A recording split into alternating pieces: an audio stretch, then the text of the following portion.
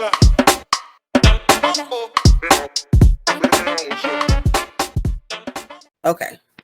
Welcome to Tea Talks with Renewed Vision Wellness Center, where we discuss different dynamics of wellness with industry-leading professionals. I am Bianca McCants, co-founder of Renewed Vision, a master's level clinician of marriage and family therapy and counseling, and a certified life coach.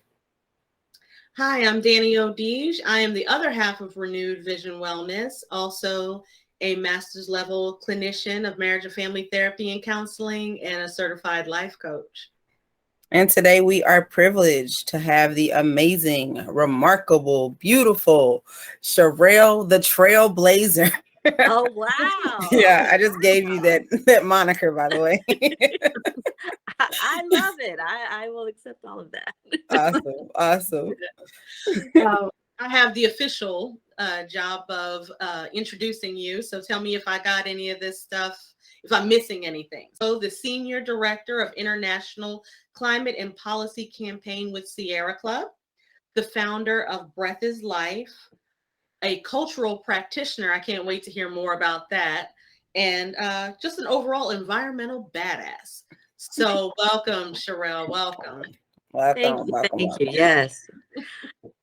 Thank you for having me. Like this is so nice, and I'm always enthusiastic to talk about like mental health and wellness and all the ways that it goes together. So it's a privilege and an honor to be on here with you all. Awesome.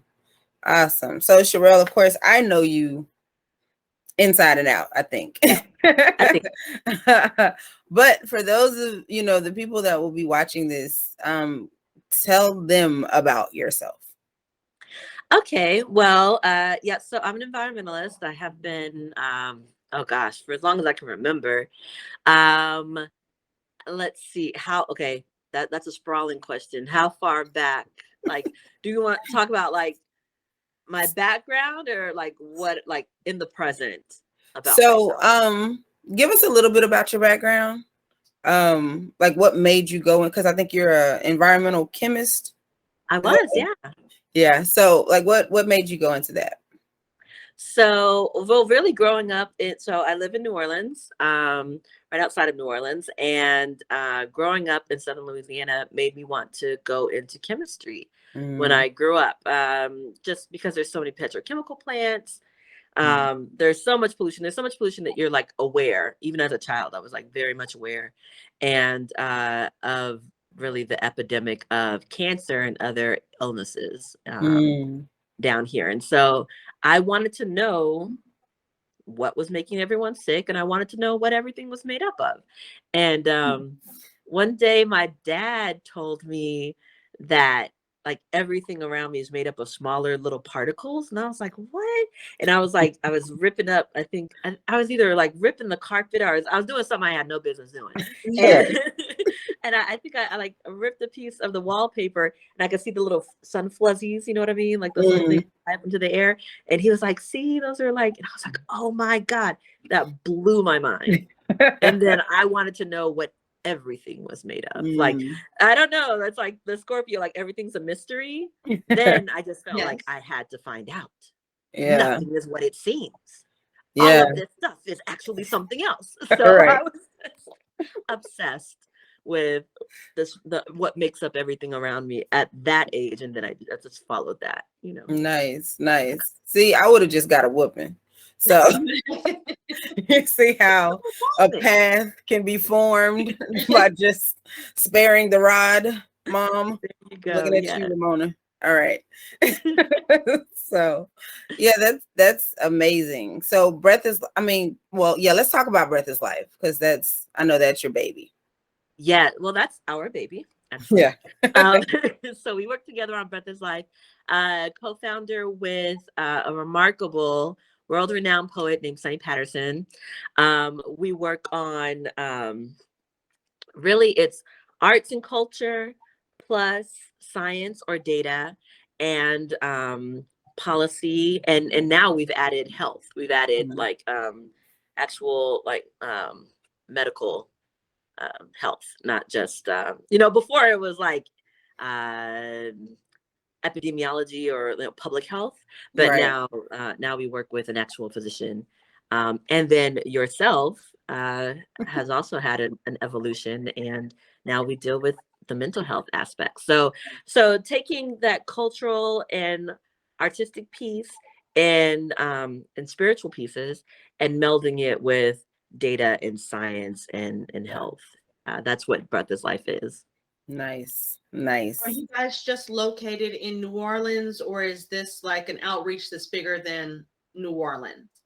Oh, it's outreach bigger. So we actually started in Dallas, and we've had events in, I believe, Houston and New Orleans, a few in Dallas, one in St. Louis, and maybe that's it. And then some before the pandemic, we had, some planned in Baltimore and Detroit and places like that as well. So definitely not place-based, not just Texas or Louisiana. Okay, good. Nice. So, cultural practitioner. Yeah. Let's hear about that. Cultural practitioner, really that just has to do with preserving the culture. So African American culture or African culture. I practice Yoruba culture. Maintaining and perpetuating that, right? And so Sunny and I kind of build that into all the work that we do. And just finding a way, spirituality is alive. It's not like something that you study from the past, right? We are our ancestors' wildest dreams. Our DNA are made up of our ancestors. We are the present tense, and we're always giving birth to the future tense. And I like that. I like that. And so, just keeping the culture alive and keeping it, relevant and practiced and present. Yeah, I was actually I was in the shower and I was thinking about like gatekeeping and how there's like a lack of it in our communities. And I know I sent it to Danielle, but there was a video, and I don't know if she was trolling, but she was saying she basically had like baby hairs that she had made. This white, I don't even know where she was from, but she was a white lady, and she said, "I think I'm gonna make this a trend. I'm gonna call it sticky bangs." And I was like, is it like Kim Kardashian discovering box braids? Right, box braids. Yeah, boxer braids. Yeah, and it's just like, so I really respect the work you do, because I do know the importance of culturally keeping these things close, keeping them alive, keeping them relevant, like you said. And so yeah, I really appreciate that work. Just on that side of it, like it's great, and I've seen you in action, so it's it's really great. So I haven't gotten to see, in action. Like I haven't gotten to go to any workshops, but I'm coming one of these days. Yes, please. Or something online if I can't be there physically. But I guess as far as the cultural practitioner piece, how do you incorporate that with like, do you work with the youth, or are you trying to get parents to because we've kind of, depending on the age of your parents, it kind of sways a different direction. My parents were born in 48, so they had a different experience than a parent that, say, like I was born in 76, that would experience the culture or the change in the culture or the change in the pride or whatever, however you want to change in the experience. How would you do you try to reach out and bridge that, or how does that happen? Well, it depends on which community we're working with, the makeup of that community, and what is prevalent there. Like, so the Breath Is Lyfe event always reflects the community that we're working in. So for instance, there was a community in West Dallas that we worked in that was largely Hispanic. And so then the cultural and art pieces reflected that community. Okay. Same thing, when we did ones in southern Dallas at what's the name of the bookstore? Pan-African Connection. Right. So then, it's in the name. So it reflected the culture of Southern Oak Cliff and lots of African tradition, lots of African cultural references. And really, I found that it's usually cross-cutting across age, right? Like everyone has culture. Everyone has their ancestors. Everyone has their dances and their music and their cuisine and, all these different cultural references. So I've never seen a problem like reaching across generational divides. Okay. Usually culture is one of those things that will tie it all together, actually. Mhm. Okay. Yeah. I'm sorry, I don't mean to jump in again. So do you, it's one thing to bring people that already have like an interest and, a connection with a particular culture, Mhm. to gather them together. Is there a way, or is that anything that you guys have done, either through Breath Is Lyfe or, just being a cultural practitioner, where you bring it to an area that has no idea, or like she was talking about, the lady called the thing sticky bangs that looked like two Yeah. little snakes on her forehead. It was like, you didn't even do the sticky bang right. Like that's a terrible. It looked like a mustache. So it did. So I mean, to like Bianca just said, about gatekeeping, about preserving and I guess growing the awareness that, maybe you're stepping in territory that you shouldn't, or to be more sensitive to things that you put out there. Is that something that Breath Is Lyfe does, or does it feed, and encourage its own bubble, I guess? Well, I'm not clear, but Okay. what I think is, so because Breath Is Lyfe, how do I say this? Because the community leads Mhm. what it is. So there's no such thing as a community without culture. Everybody has culture, right? Right. Everybody doesn't have the same culture, Mm-hmm. but every community has a culture. So even where the lady with the sticky bangs, even wherever she's from, if we went to her community and we were like, there is an environmental issue going on here, we want to talk to the people who live here and translate it using your art and culture so that they are able to clearly understand what's at stake, what's at issue, what they can be doing to help themselves, and also like what are the politics involved, blah. It's completely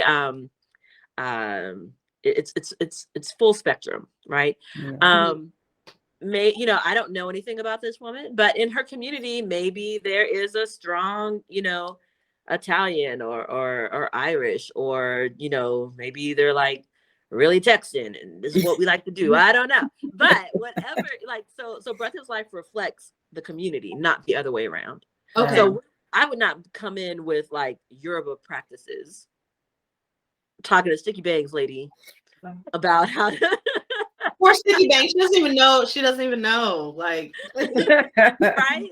Like whatever they do in that community is what Breath Is Lyfe is gonna look like. It's gonna reflect them. okay. Okay. I can't wait to edit this and add Sticky Bangs content so that everyone can see it. So yeah, I know that with Breath Is Lyfe, because I was there at the inception. So you created it. it was like it has evolved, like you said. It's really evolved, and I really appreciate you kind of making room for me with the mental health part of it.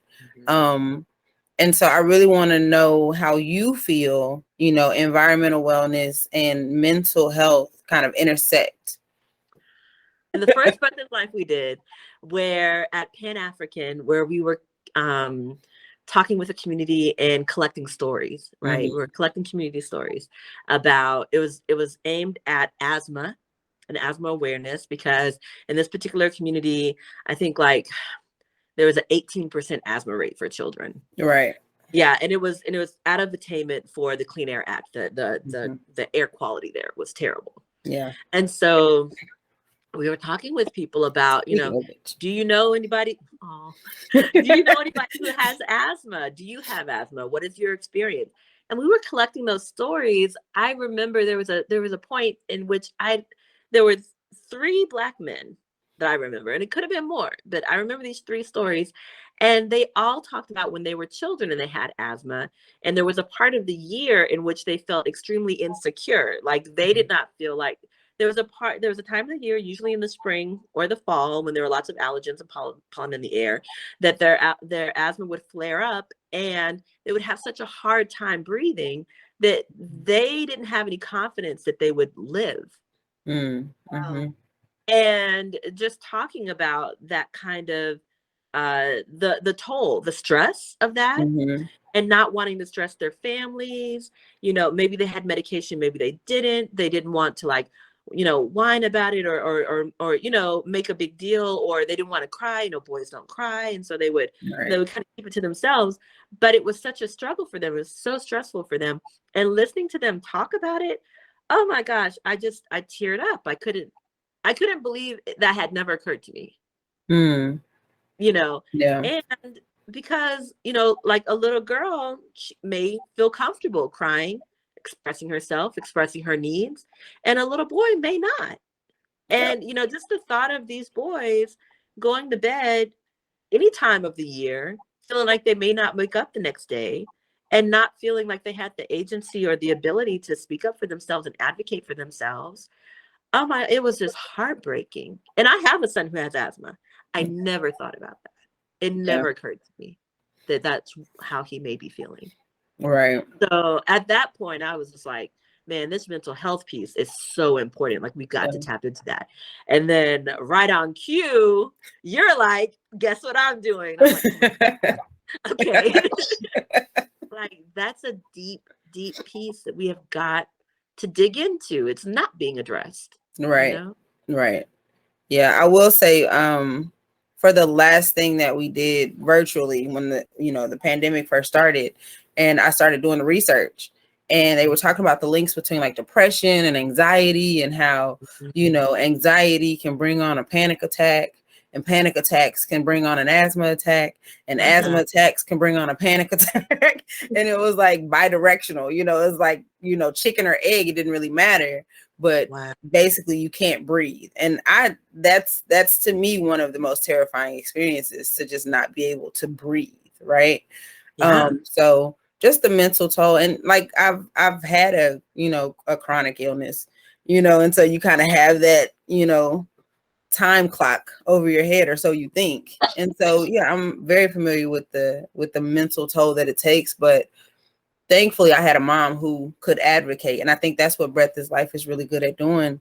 It tells you how to self-advocate as well, in addition to giving you the data. And so, if you don't have the medicine that you need, if you don't have the environment that you need, Breath Is Lyfe does a really good job of helping you to, advocate for what it is you need and want. So that's pretty awesome. Yeah.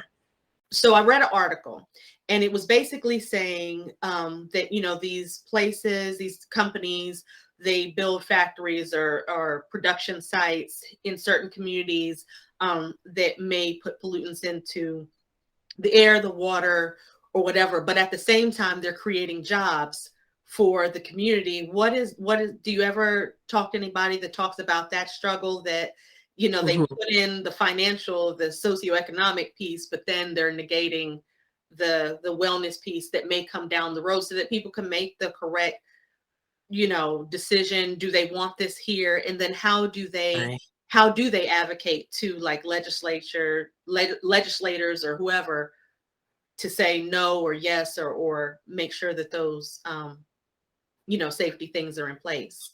That's more or less in the vein of the Sierra Club work than the Breath Is Lyfe work. Unless there is so in my work with Sierra Club, in community, working with communities that are organizing against polluting industry coming in. Okay. So in that case, we are good at getting out information about, like, how many jobs are actually, like, dispelling the myths. A lot of times these companies will come in with a bunch of different myths about what it is that they intend to do there, because all they want is the permit. Once the permit is allotted, they can do whatever they want. They're just trying to get to the yes, because once they break ground, it's very difficult to stop it at that point. So in the beginning, when it's just a proposal, or even when someone in the community gets wind of it, because usually they're not notified, when the community realizes what's coming in and they start to organize against it, that's when it'll be like, oh, well, we need economic development. But generally, the economic development doesn't happen in the same place.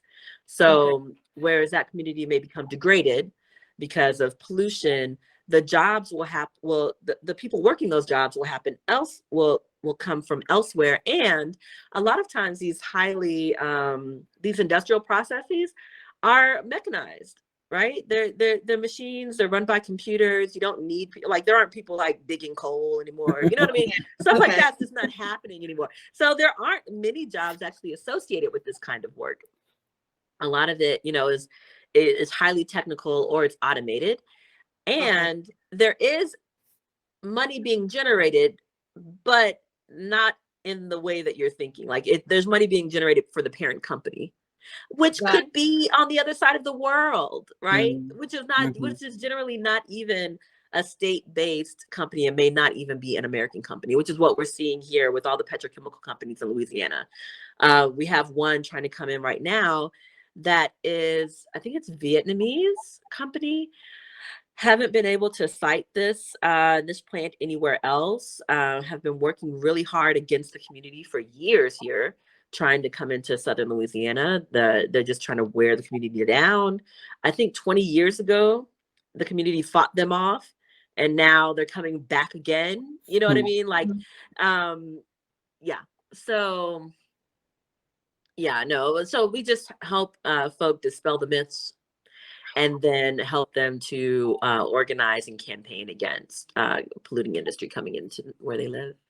Okay. Yeah, I guess I was confused between the Sierra Club work and Breath Is Lyfe. I was making them one, like, no, it's very, it is related. And when we say advocating, we mean advocating for themselves, like healthcare, if there is a political process that they can become active in, if they're in any way, depending on what it is that the community needs, we help folk learn how to advocate for themselves on any number of issues that will help alleviate, either create better conditions, environmental conditions, or address mental health stressors, or address medical needs, or whatever it may happen to be. Okay, thank you you figured out my very complicated question. Look at that's Scorpio, right? Kind of dig through what each of us are saying, so that works for me. Thank you. So the environmental wellness, of course, there's eight dynamics of wellness, right? Environmental is one, and basically, name the 8 for us. I'm unfamiliar. The other ones. Yeah, the eight. Oh God. Occupational. You don't want to. You don't have to. Intellectual, financial, social, environmental. There's 3 more. The mental. I don't know. Maybe. Yeah. Look at Daddy. She's Googling. I'm not Googling. I'm just thinking real hard with my phone. But yeah, I know 5. So I think I'm good. I'll figure out the rest by the time we have the other tea talks. Okay, here we go. I got it. I thought about it. That's what it was. Oh, okay. Physical, intellectual, emotional, spiritual, vocational, financial, and environmental. Okay. Yeah. Nice. So yeah, of course I forgot the physical, because like, was that eating? So with the environmental wellness, and I'm always telling people, like my clients and stuff, what can you do to foster an environment of happiness? You know what I'm saying? And it's, or when they talk about relationships, right? In a relationship with someone, what are you doing to foster an environment of wellness for this person? Not making them happy, right? Because it's not your job, but just fostering an environment of happiness, right? Just not trying to take away their happiness is where we're at. So when we talk about environmental wellness, like on a micro level, I know you work on a very macro level, right? Like you're trying to save the world in a very real sense. But on a micro level, what can we do in order to enhance our own environmental wellness, do you think? Good question. That is a good question. So the reason why. So here's the thing. What my mind it immediately goes to is how systemic the problem is. Like you said, I'm thinking about it on a macro level. So it's so hard for me to think about it on a macro one, because the first thing I was going to say was, well, I recycle, but then my mind was like, damn well, recycling is not the answer. Right. It's like, I don't use plastic straws. It's like, it's not the straws. Exactly, it's not about the straws. Yeah. It is not about the straws. So, yeah, that's a really good question. So, like, for example, I know you travel a lot, right? Yeah. Is that your environmental wellness? You getting to a place where, like, by the water, by the beach, we all three of us love water. We love the beach, right? So to you, is that like your environmental wellness, where you just change your literal environment in order to get a sense of, peace? Not like a technical, not like, not like the environmental quality. Right. Okay. All right. Yeah, I had to think about that the other day when we were talking about it, because I was thinking like you, like, do I recycle? Do we, you know what I mean? Like, that's what I was thinking. And then we even went down the road of, like, community gardens, beautifying your local area or, making your own. Like, I like to garden and, have plants and things like that. So planting things, working to make, I don't know, my environment or the community environment better. I didn't even think of like changing. Yeah. Like that the environment is the wellness versus me doing something, active as the wellness piece. Yeah, no. Okay. So now that you say that, like, so what do I do in my environment? So I am a little type A, and I like to feel in control in my environment, right? So I like to clean. That gives me peace. Yeah. Yeah, I like things in their place. I need quiet time every day. Like, there's so much noise, TV, phone, what have you. I have to have time in my day when there's just no sounds. Probably the closest I get to meditation. I love plants. I have to have plants in my environment. That definitely makes a difference. Having a dog, I grew up not able to have like pets really, but that's actually made a big difference. Like having a pet, I never would have thought that. You have a pet? Yeah, pandemic. Yeah, my daughter just like wore me down during the pandemic when all the kids were home and no one could go to school, and they were just like, we can't talk to anybody. We need to do something. So we did. We went to a shelter and we got a dog, and that actually has made a big difference. Yeah, I don't know. Just finding ways to find peace in my home, despite all of the pressures and all the work. Like my plate is perpetually overly full, right? Like there's not enough hours in the day to do all the things that I have to do. But if I can cultivate a peaceful environment with living things in it, I usually feel, I'm usually okay. Nice. I like that. I like that your suggestions didn't just include, flights to somewhere else, because there's a lot of people who need environmental wellness but may not have those types of resources, so to say I clean up my space and I feel better, or just quiet time, right? So yeah, I like that those are very real solutions that anybody could kind of enjoy. So thank you for that. Yeah, I don't want a life that I feel like I have to escape from. And sometimes I feel that way. Like when I do feel that way, when I'm like, oh my God, I've got to get out of here. Yeah. I'm like, okay, all right, well, what do we need to change about this? Because like you said, that's not really an option. Not for most people. Some people, they got it like that. But yeah, I like that you said that, because again, when I talk to my clients, I talk about self-care a lot. And they think it's, travel and bubble baths and just unplugging. And I'm like, no, true self-care is creating a life you don't constantly have to escape from, right? Like, I think that's probably the more beneficial form of self-care. So right. I'm glad you said that. Thank you. So with this, because I won something. I feel like, oh, I got it. I got it right. So with this, because we know nonprofit work, like it's not easy, right? Yeah. And so, it's hard enough to try to keep other people galvanized and keep other people motivated. But how do you stay motivated? How do you stay galvanized to continue to do this work? Because you've been doing it for decades at this point. Yeah, it's for me, it's my passion. And so I don't have a choice in the matter. You know what I mean? Yeah. Like I'm so passionate about the work. No matter how tired I am, I'm compelled. I mean, like, we can't die. We can't. We just can't do it. So, like, what are we going to do? You know what I mean? Like, what are we going to do about this, about the conditions that we're living in? And, just now this, an IPCC report, it's this report of the world's foremost scientists. They get together and they write about the condition of the climate.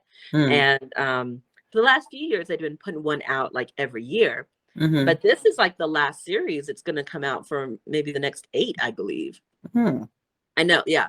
They're like, we've done all the analysis. We've told you we're not going to keep putting out this report. To me, that was like so stressful when they said that. We're like, yeah, we're done with y'all. We're not going to keep telling you.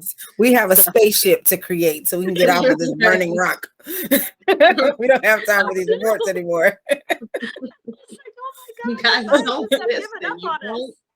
You don't listen, none of you. Right. And you said the foremost scientists. It's like, oh my God. If I was starting a new planet, that's who I would want on it. So. That might be what they're going to do. What they're not going to do is continue to write a report about it. That's what they're doing. We're done. Yeah. And that's crazy that there's an annual report and there are still people who deny climate change. Like, wait, what? It's insane. That's crazy. So, but anyway, so they put out this report, and this last one was about all of the, it's about adaptation, right? And so adaptation are all the ways in which we can live with the climate, all the things that we can do, like here, the levees. Levees are adaptation in Louisiana, right? We have sea level rise. If we didn't have the levees, we'd all be washed away. That's an engineered thing that we can do. Having to wear sunscreen all the time, that's adaptation.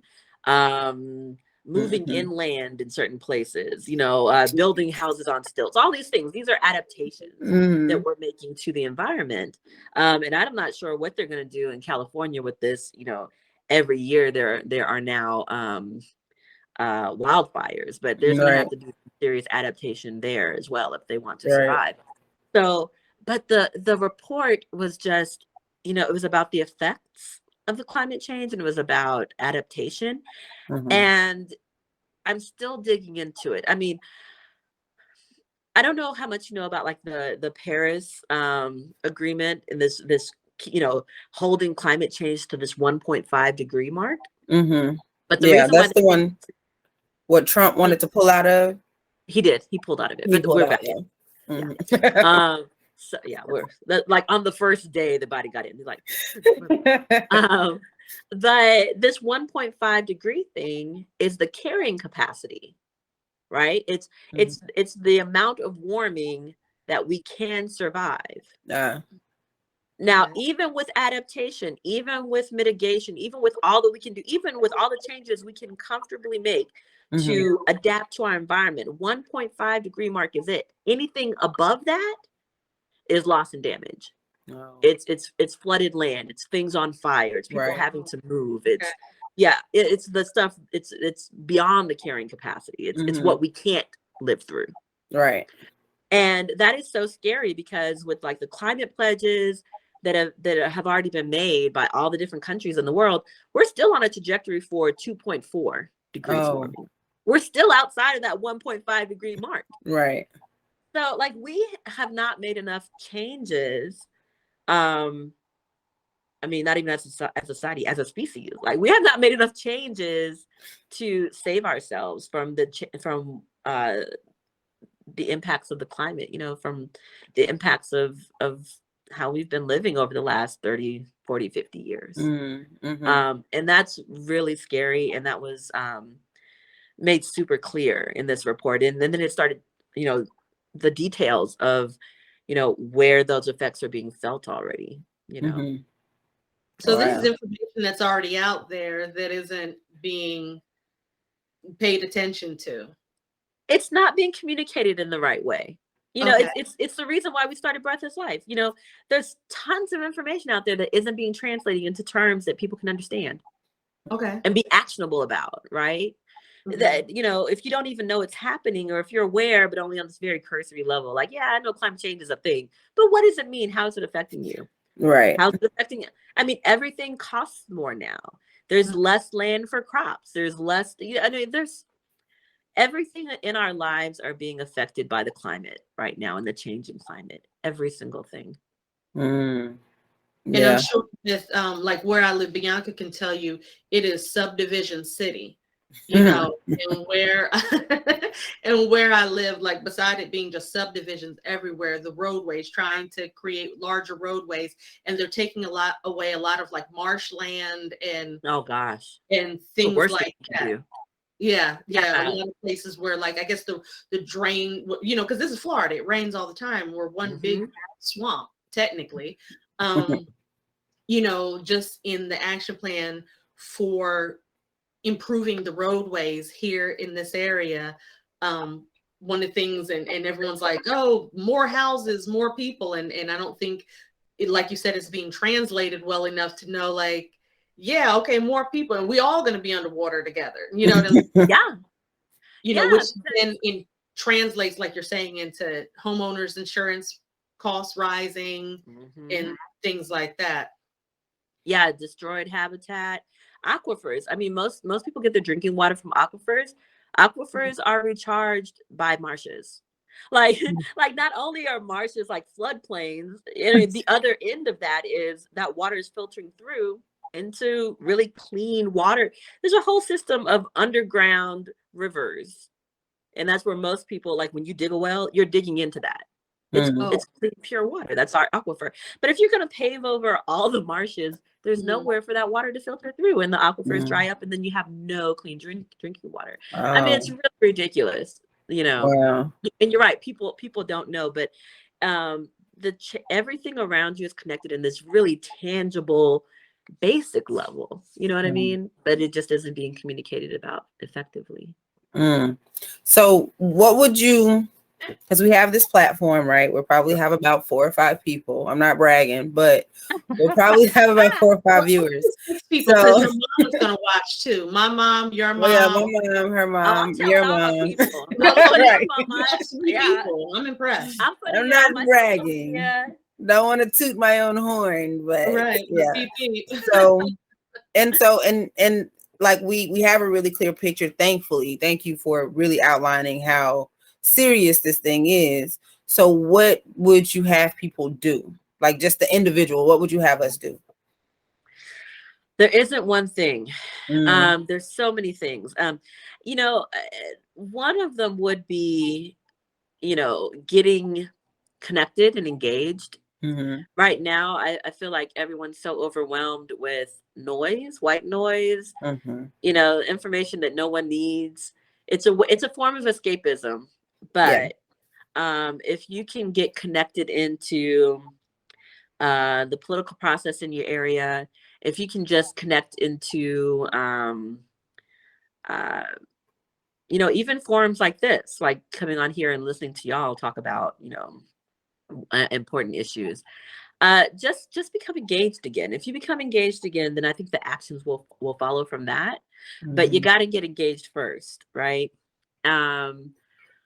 Another thing, no, you know what? Right now, that's the biggest thing. I don't know people. Yeah, because I mean, most of us have been living in our little bubbles and not really even physically being around people. Mentally, a lot of us are completely checked out. There's maybe 5 things that we can pay attention to. And most of those are like the most basic necessities. What I'm mostly focused on is like my children and their health and their well-being. My community is maybe third on my list, and I'm a community activist, and it's maybe third, right? But I gotta say, on that list of 10 things, I mean, like something super frivolous like Top Chef or Ready to Love is in there. Like, like the escapism is real. Escapism is real. So, yeah, just like having the capacity to link back into reality, I think is probably something that most of us have to transition back into. Yeah, I agree. Absolutely. And I guess we go back to like, Kwame Ture, organize, right? And Always. Yeah. Always. Yeah. Yes. Because it's always been there, right? Like what we needed to do, it's always been there. So that's right. We just got to get back to it. Yeah. Yes. Engage and connect. Yeah, absolutely. So is there anything you want the people to know about upcoming events, your mission, anything that you want them to know? I wish. Let's see. Upcoming event. Well, you know what? Okay, so please follow me on Instagram. My name is Cherelle Blazer. You can follow me there. And I am working with a group called the Blairisms. And we have an Instagram live conversation that happens once a month. And it's focused on the African diaspora. So yes, nice. So the Youth Climate Conference this year is going to happen in Africa. It's going to be in Egypt. Yes. It's nice. African COP. Say again. Where's it going to happen again? Egypt. Okay. Okay. So we're trying to get folk in the African diaspora, African Americans, folk in the Caribbean, wherever we may be aware of climate justice issues in Africa, to get involved, to just be engaged, and so that we can see ourselves and each other's struggles, and so that we can see ourselves and each other's salvation and each other's solutions. Right? There's so many similarities between the plight of what African Americans are going through, especially on environmental issues. Same kind of things happening in Africa. And so just kind of bridging that divide and having that conversation. Each of the conversations is, like I said, it's hosted by the Blairisms. And they're like, funny and entertaining, they have a show. And I talk about environmental justice. I have on a guest who's a climate activist from Africa, from some country, a different one each time, talking about what's going on there and what they're working on. And then we have an entertainer as well on with them, having this conversation and giving people a way to, again, engage and get active on it. So awesome. And we'll put all of your socials, obviously, and post edit. We'll have everything lined up. But I do want to thank you from the bottom of my heart, Shirell. Like, I know you don't have a lot of time. Like, you do not have a lot of time. So I do appreciate you blessing us with this hour of your life that you could have been watching Ready to Love. So, or Top Chef, either one. It is so trifling. Oh my gosh, Ready to Love makes me sad for like. All right. Danny, did you have anything you want to say? Ready for foolishness. I'm sorry. Sorry. All right. Coming off our first show, we're really excited that we've traveled together and different things like that. So it's really good for me because I get to know you more, because we're on vacation. We've checked out of our roles and everything else, and just can kind of have some fun and some girl time. So it was kind of awesome to be able to know more about what you do, other than saying like she's an environmentalist and she's super cool. That's all I got. Thank you. So, I love you, ladies. Right. I love y'all. Thank y'all for having me on. I feel so honored to be the first guest. That's amazing. Nice. Yeah, yeah. And Well, I'm reserve that. Hold on to that until after you see what the edits look like this first Right. time. around. Please, y'all can I just don't know. tell Let's me. see. We'll talk after. We'll talk after I learn how to do this. You may regret being a guinea pig. No, I won't. I'll never regret working with either one of you. Y'all are like amazing, phenomenal women. I'm so happy to be doing anything with y'all. Anything Oh, at all. nice. Nice. But thank you so much, Shirell. I really appreciate you. Thanks. All Right. right. And that is a wrap.